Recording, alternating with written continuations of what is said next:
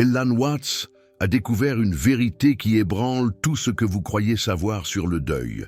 Il a réalisé que la plus grande peur de l'être humain, ce n'est pas tant de perdre quelque chose que de découvrir qu'il n'y a jamais rien eu à perdre, dès le départ.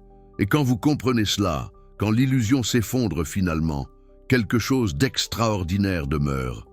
Quelque chose qui a toujours été là, mais que vous avez passé votre vie entière à ignorer.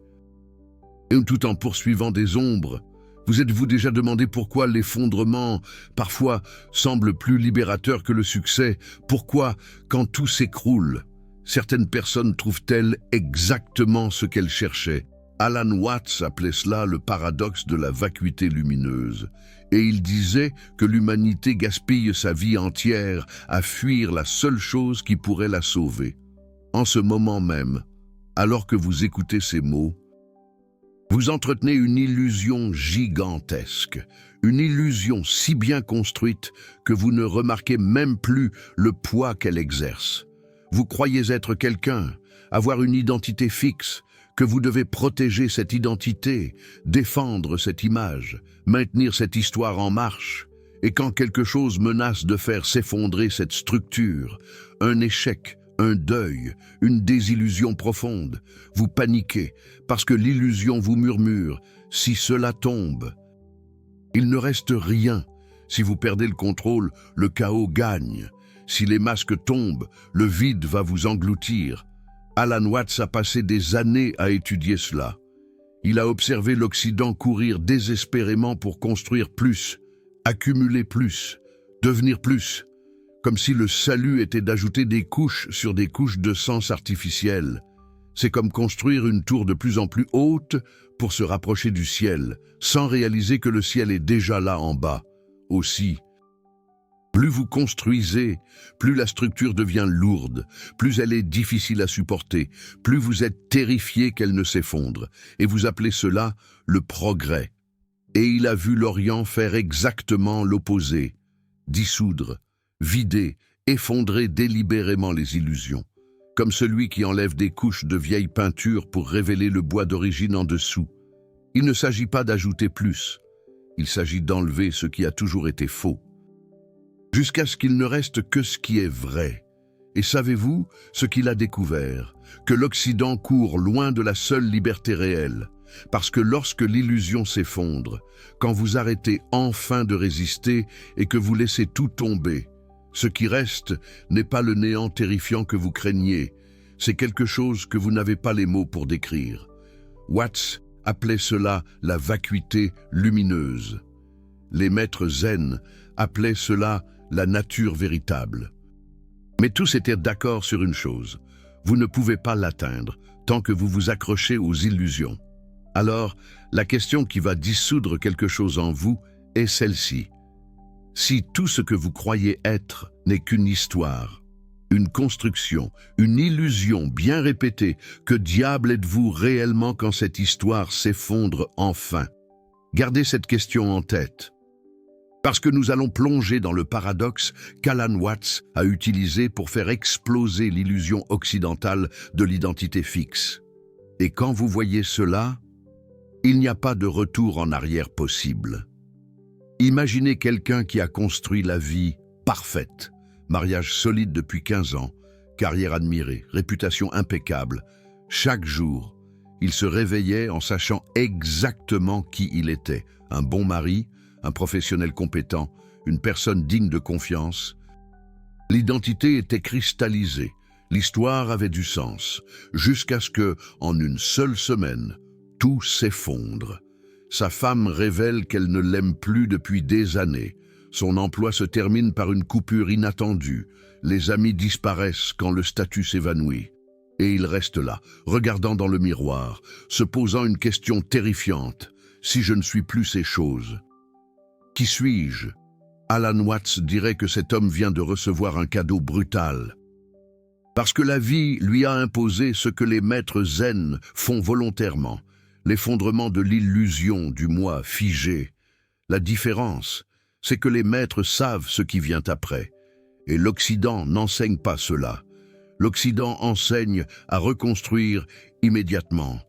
nouvelle identité, nouveau rôle, nouvelle histoire, comme si le problème était l'histoire spécifique, et non le fait que vous croyez avoir besoin d'une histoire pour exister.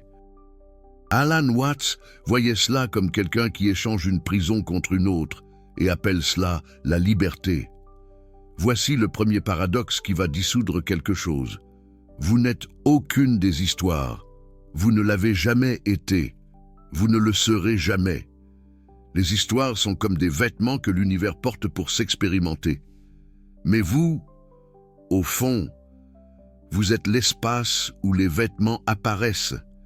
Et quand les vêtements se déchirent, quand l'illusion s'écroule, ce qui apparaît n'est pas un néant mort, c'est ce qui a toujours soutenu tout depuis le début. Mais calmez-vous, parce qu'Alan Watts a découvert que l'ego a un tour très subtil pour saboter cet éveil. Et si vous ne le remarquez pas, vous passerez des années à penser que vous avez compris, alors que vous êtes toujours pris au piège de l'illusion. Parce qu'il y a une différence gigantesque entre comprendre intellectuellement que le moi est une illusion et réellement vivre sans l'illusion. Et la plupart des gens restent coincés exactement dans cet espace intermédiaire. Ils savent que c'est une illusion, mais ils continuent à vivre comme si c'était réel. Alan Watts appelait cela le piège le plus sophistiqué de l'ego. Mais avant de révéler quel il est, vous devez comprendre ce qui se passe réellement au moment exact où l'illusion commence à s'effondrer. Revenons à l'homme qui a tout perdu. Dans les premiers jours après l'effondrement, il ressent une panique pure, parce que l'esprit est désespéré de reconstruire une narration. N'importe quelle narration. Il essaie de s'accrocher à des souvenirs. Qui j'étais avant? Il essaie de projeter des futurs. Qui je vais être après? Mais dans le moment présent, quand il s'arrête vraiment et ressent, il n'y a qu'un vide gigantesque là où il y avait autrefois une certitude. Et ce vide terrorise. Parce que depuis l'enfance, on vous a appris que vous devez être quelqu'un, que le vide est mauvais, que ne pas avoir une identité claire est un échec. Alors l'esprit fait tout pour échapper à cet espace. Il crée de nouvelles histoires temporaires, de nouvelles identifications urgentes, juste pour ne pas rester flotté sans forme. Alan Watts a observé ce schéma chez des milliers de personnes. Et il a réalisé quelque chose de révolutionnaire. Le vide n'est pas le problème. La résistance au vide est le problème. La souffrance ne vient pas de la perte de l'illusion. Elle vient de la tentative frénétique de reconstruire une autre illusion immédiatement, parce que vous croyez toujours que vous en avez besoin. C'est comme quelqu'un qui perd tous ses masques et commence immédiatement à en chercher de nouveaux, sans jamais s'arrêter pour voir le visage réel en dessous. La société moderne est spécialiste de cela. Elle vous enseigne dès votre plus jeune âge que vous devez être quelqu'un. Vous devez avoir une histoire de vie cohérente. Vous devez savoir répondre à la question « Qui êtes-vous » Et si vous ne pouvez pas répondre rapidement, si vous hésitez, si vous dites que vous ne savez pas, les gens sont mal à l'aise, comme si le vide était une faute morale. Voici le deuxième paradoxe. Le vide que vous craignez est la seule chose réelle en vous. Tout le reste, toutes les histoires. Les rôles, les identités, sont des fluctuations temporaires à la surface de ce vide. Vous êtes l'océan qui pense qu'il n'est qu'une vague. Et quand la vague se brise, vous paniquez comme si vous alliez mourir, sans réaliser que l'océan entier continue d'exister, intact. Les maîtres zen enseignaient cela à travers une métaphore qu'Alan Watts adorait. Il disait « Vous regardez un miroir poussiéreux, essayant de voir votre visage. Mais il y a tellement de poussière, tellement de couches, que vous ne voyez que des taches floues et vous pensez que c'est vous. Et quand quelqu'un nettoie le miroir, quand l'illusion s'effondre et que la poussière se disperse, vous voyez enfin la clarté. Mais au lieu de célébrer, vous paniquez parce que vous ne reconnaissez pas ce que vous voyez. Vous avez passé tellement de temps à vous identifier à la poussière que lorsqu'elle disparaît, vous pensez vous être perdu. Alan Watts disait « Vous ne vous êtes pas perdu, vous avez perdu l'illusion. » Et cette distinction, c'est tout. Mais il y a un problème qu'Alan Watts considérait comme la raison pour laquelle très peu de personnes traversent réellement de l'autre côté de cet éveil, parce que l'ego a une dernière ruse, la plus subtile, la plus puissante. Il transforme l'éveil lui-même en une nouvelle identité. Et là, vous êtes piégé dans une prison encore plus sophistiquée. Mais avant de révéler comment s'échapper de cela, vous devez comprendre ce qui reste vraiment quand tout s'effondre. Disons que l'homme cesse enfin de résister. Il arrête d'essayer de reconstruire. Il arrête d'essayer de s'accrocher à qui il était ou de projeter qui il sera. Pour la première fois, il s'assoit simplement dans le vide et laisse le vide être. Et quelque chose d'extraordinaire se produit. Le vide commence à rayonner. Ce n'est pas un éclat que vous voyez avec vos yeux, c'est un éclat que vous sentez dans l'absence de résistance. Alan Watts appelait cela la vacuité lumineuse, parce que c'est simultanément rien et tout. Il n'y a pas d'histoire, pas d'identité fixe, pas de rôle social, mais il y a une présence, une conscience, un témoignage silencieux qui a toujours été là, observant toutes les histoires surgir et disparaître. Ce témoignage n'a pas besoin de validation externe. Il n'a pas besoin de réalisation. Il n'a pas besoin de prouver quoi que ce soit. Il est simplement. Et quand vous vous reposez en lui, quand vous arrêtez enfin de lutter pour être quelqu'un, quelque chose change radicalement. Vous réalisez que vous pouvez utiliser des identités sans vous identifier à elles. Vous pouvez jouer des rôles sans croire que vous êtes le rôle. Vous pouvez danser la danse de la vie sans confondre le danseur avec la danse. Alan Watts avait une phrase qui résume tout cela. Vous êtes l'univers s'expérimentant lui-même à travers cette forme spécifique. Ce n'est pas que vous soyez quelqu'un de spécial que l'univers a créé. C'est que vous êtes l'univers faisant semblant temporairement d'être quelqu'un pour le pur plaisir du jeu, et quand l'illusion s'effondre, le jeu ne s'arrête pas. Vous vous souvenez simplement que vous étiez en train de jouer. Pensez-y. Quand un enfant joue à être un super-héros, il s'investit complètement dans le rôle. Il ressent les émotions. Il agit comme si c'était réel, mais au fond, il sait qu'il joue.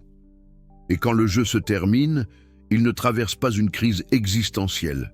Il arrête simplement de faire semblant et revient à ce qu'il a toujours été. Alan Watts disait que la vie adulte est exactement cela. Mais vous avez oublié que vous jouez. Vous avez pris le rôle si au sérieux que maintenant vous croyez que vous êtes le rôle. Et quand le rôle est menacé, vous pensez que c'est vous qui êtes menacé. L'effondrement de l'illusion, c'est juste se rappeler. Vous êtes en sécurité. Vous l'avez toujours été, parce que vous n'avez jamais été l'histoire que vous racontiez. Alors respirez profondément et ressentez cela pendant un moment. Le poids que vous portez en essayant de maintenir une image, de défendre une identité, de prouver que vous êtes quelqu'un de digne. Ce poids n'est pas nécessaire. Il ne l'a jamais été. Vous pouvez le laisser tomber maintenant, non pas parce que vous êtes spécial, mais parce que vous n'avez jamais été séparé de la totalité qui soutient tout. Quand l'illusion s'effondre, ce qui reste, c'est cela. La liberté de simplement être, sans la compulsion de devenir. Mais Alan Watts a découvert que la plupart des gens sabotent tout exactement ici, parce que l'ego entend cela et le transforme immédiatement en un nouveau projet. Maintenant, vous voulez être illuminé. Vous voulez être la personne qui n'a pas d'ego. Vous voulez atteindre l'état de vacuité lumineuse. Et voilà, vous venez de reconstruire la prison. Sauf que maintenant, c'est une prison spirituelle, ce qu'Alan Watts considérait comme encore pire. Parce que c'est plus difficile à percevoir, mais il y a un moyen de dissoudre même ça. Et c'est plus simple qu'il n'y paraît.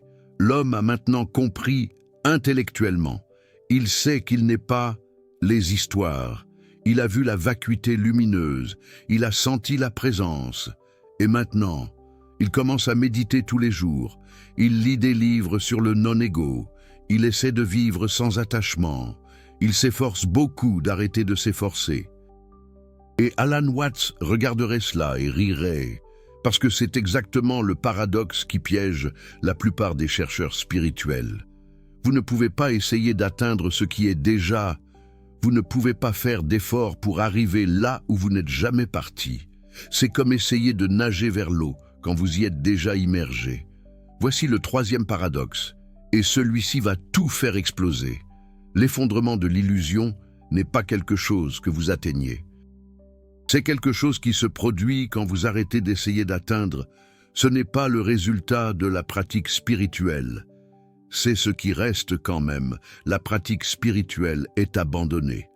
Alan Watts appelait cela le Wu Wei, action sans effort, ou plus précisément, non-action qui permet aux choses de se produire naturellement, comme l'eau qui coule à travers la montagne sans essayer de couler. L'eau n'a pas besoin de manuel d'instruction. Elle n'a pas de plan quinquennal. Elle répond simplement à la gravité et trouve le chemin le plus naturel, sculptant des canyons au fil des millénaires sans jamais forcer un seul mouvement. Comme l'arbre qui pousse sans faire d'effort pour pousser, l'arbre ne se réveille pas le matin en se demandant s'il pousse suffisamment, s'il est productif, s'il réalise son potentiel maximal. Il est simplement. Et dans l'être, la croissance se produit. Comme la respiration qui entre et sort sans que vous ayez besoin de contrôler, vous ne respirez pas. La respiration se produit à travers vous, et au moment où vous essayez de contrôler, cela devient artificiel, forcé, inconfortable. Et vous savez pourquoi c'est si difficile pour l'Occident de comprendre? Parce que l'Occident entier a été construit sur l'idée que vous devez faire quelque chose pour devenir quelque chose. Vous devez conquérir, atteindre, améliorer, évoluer. Et quand vous apportez cette mentalité à la spiritualité, vous commencez à essayer de devenir illuminé, essayez d'atteindre le détachement, essayez de dissoudre l'ego. Mais Alan Watts disait, l'ego ne peut pas dissoudre l'ego. Ce serait comme essayer d'éteindre le feu avec le feu. L'ego ne peut que se déguiser en chercheur spirituel et continuer à faire exactement ce qu'il a toujours fait. Essayer de contrôler, essayer d'atteindre, essayer de devenir. Alors, qu'est-ce qui fonctionne? Exactement ce qui se passe quand vous abandonnez vraiment. Pas un abandon dépressif, mais un abandon profond. Une relaxation totale de la tentative d'être quelque chose de différent de ce que vous êtes à ce moment précis. Pensez à ce que vous ressentez après une longue journée d'effort, quand vous vous allongez enfin sur le lit et lâchez tout le poids. Il y a un soupir, une relaxation, une reddition, l'effondrement de l'illusion, c'est ça. Mais à une échelle cosmique, vous portez le poids d'essayer d'être quelqu'un depuis si longtemps que vous avez oublié ce que c'est que d'être simplement. Et quand vous lâchez finalement prise, quand l'illusion s'écroule et que vous arrêtez de résister, ce qui reste, c'est une légèreté que vous ne saviez pas possible. Mais il y a un rebondissement final, un rebondissement qu'Alan Watts considérait comme la différence entre l'illumination temporaire et la liberté permanente. Parce que vous pouvez avoir des aperçus de la vacuité lumineuse, vous pouvez sentir des moments de dissolution, vous pouvez expérimenter des périodes de non-égo, mais tant que vous croirez encore qu'il y a quelque chose à atteindre, quelque chose à devenir, un état final à atteindre, vous continuerez à reconstruire l'illusion. Alors, comment vivez-vous dans cette compréhension? Comment naviguez-vous dans la vie pratique quand vous savez que tout est illusion, mais que vous devez encore payer des factures, avoir des conversations et faire des choix? Voici le secret qu'Alan Watts a mis des années à articuler de façon claire. Vous n'arrêtez pas d'utiliser des identités, vous arrêtez d'y croire. Vous n'abandonnez pas les rôles sociaux, vous arrêtez de les confondre avec qui vous êtes vraiment. L'homme de notre histoire, éventuellement, il reconstruit une vie, peut-être une nouvelle relation, un nouveau travail, de nouvelles amitiés, mais il y a une différence subtile et profonde. Il n'est plus agrippé, il n'est plus terrifié à l'idée de perdre, parce qu'il a déjà tout perdu une fois et a découvert que de l'autre côté du deuil, il y a quelque chose d'indéstructible. Il utilise l'identité de mari, mais il sait qu'il n'est pas seulement un mari. Il joue le rôle de professionnel, mais il sait qu'il n'est pas seulement un professionnel. Il participe aux histoires de la vie, mais il ne confond plus les histoires avec la réalité fondamentale. Alan Watts utilisait la métaphore de l'acteur sur scène. Un bon acteur s'investit complètement dans le rôle pendant la pièce. Il pleure, vraiment. Il sent vraiment. Mais quand le rideau tombe, il ne continue pas à penser qu'il est le personnage. Il sait qu'il interprétait. L'illusion de l'Occident, c'est de penser que vous êtes le personnage même en dehors de la scène. Et quand le personnage souffre, vous souffrez comme si c'était absolument réel. Alan Watts ne vous disait pas d'arrêter de sentir. Il vous disait de vous rappeler le contexte. Vous pouvez sentir toutes les émotions, vivre toutes les expériences, jouer le jeu complètement. Mais au fond, il y a une partie de vous qui sait, cela aussi passera. Parce que ce n'est pas la réalité finale, c'est une vague à la surface de l'océan. Et quand vous vivez comme ça, quelque chose d'extraordinaire arrive. Les choses qui vous terrifiaient perdent leur pouvoir. Le rejet fait mal, mais ne vous détruit pas. L'échec déçoit, mais ne vous définit pas. Le deuil attriste, mais ne vous anéantit pas, parce que vous savez déjà ce qui reste quand tout s'écroule. Et cela ne peut jamais vous être enlevé. Cela ne rend pas la vie moins intense. En fait, Alan Watts dirait que cela rend tout plus vivace. Parce que vous ne dépensez plus d'énergie à essayer de protéger une image fausse. Vous êtes libre de faire l'expérience pleinement de chaque moment, sachant qu'aucun moment ne vous définit. C'est comme regarder un film émouvant. Vous pouvez pleurer, vous pouvez rire, vous pouvez vous investir complètement dans l'histoire. Mais au fond, vous savez, c'est un film. Et cette distinction ne diminue pas l'expérience. Elle vous libère pour en profiter, sans vous perdre. Mais il y a une dernière couche, une couche qu'Alan Watts considérait comme la révélation finale, parce que, jusqu'à présent, nous avons parlé de ce qui reste quand l'illusion s'écroule, mais et si je vous disais que la question elle-même fait déjà partie de l'illusion, que la quête pour savoir ce qui reste est déjà l'ego essayant de s'accrocher à quelque chose? Alan Watts avait une réponse à ça, et elle est si simple que la plupart l'ignorent. Mais quand vous le voyez vraiment, tout change. Alan Watts donnait une conférence une fois. Quand quelqu'un a demandé « Si l'ego est une illusion, qui parle maintenant? S'il n'y a pas de moi fixe, qui est là pour enseigner qu'il n'y a pas de moi ?» Et Watts a souri, parce que la question en elle-même montre déjà le problème. L'esprit veut une réponse, veut une explication, veut comprendre qui est aux commandes. Mais la vérité, c'est qu'il n'y a personne aux commandes. Il n'y en a jamais eu. Tout se passe. Tous les mots, toutes les pensées, toutes les actions, surgissant spontanément de la vacuité lumineuse, sans un faiseur central. Il a répondu quelque chose comme ça. C'est comme demander qui fait se lever le soleil. Personne ne le fait. Ça arrive, juste. Et quand vous voyez vraiment ça, quand vous réalisez que même la sensation d'avoir un vous qui fait des choix n'est qu'une illusion de plus, alors la liberté finale apparaît. Parce qu'il n'y a plus personne qui a besoin d'être libéré. Cela sonne terrifiant pour l'ego, parce que l'ego a besoin de croire qu'il est aux commandes, qu'il y a quelqu'un qui pilote l'avion.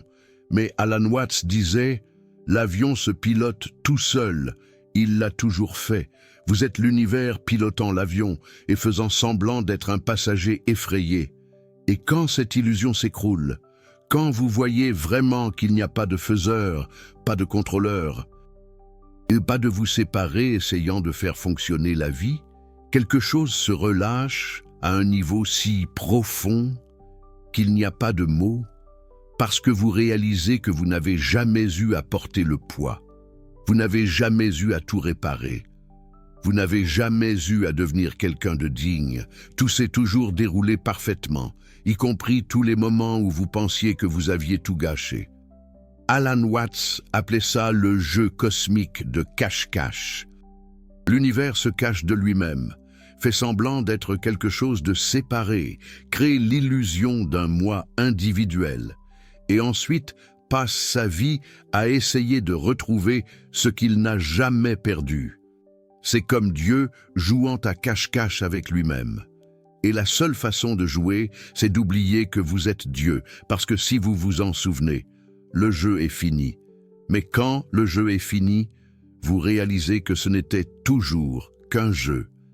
Et le moment du réveil, ce n'est pas quand vous trouvez quelque chose, c'est quand vous riez de la quête entière. Vous réalisez que vous avez passé des décennies à chercher vos lunettes, alors qu'elles étaient sur votre tête depuis le début. La libération ne vient pas d'atteindre, elle vient d'arrêter de chercher et de remarquer que vous n'avez jamais eu besoin de chercher, parce que vous n'avez jamais été perdu. Alors, que reste-t-il quand l'illusion s'écroule? Rien et tout. Il reste la conscience sans objet, la présence sans histoire, l'être sans devenir. Il reste ce qui a toujours été ici, avant que vous ne créiez toutes les histoires sur qui vous étiez censé être. Et dans ce rien, dans cette vacuité lumineuse, il y a une plénitude qui ne dépend pas de circonstances extérieures, une paix qui ne vient pas d'avoir conquis quelque chose, une liberté qui n'a besoin de prouver rien, parce qu'il n'y a plus personne qui a besoin de preuves. Vous venez de dissoudre une des illusions les plus profondes que l'ego soutient, l'idée que, quand tout s'écroule, vous perdez quelque chose d'essentiel. Mais Alan Watts a révélé le paradoxe. C'est exactement dans l'effondrement que vous trouvez l'indestructible. Dans la vacuité qui terrorise, il y a la plénitude qui libère.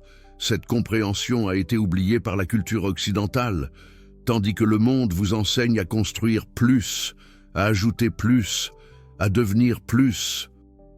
La philosophie d'Alan Watts murmure l'inverse. Dissous, vide, laisse s'écrouler. Chaque vidéo de ce type exige de plonger dans ce paradoxe profond et d'en rapporter un langage qui fasse sens pour les esprits occidentaux, conditionnés à l'opposé.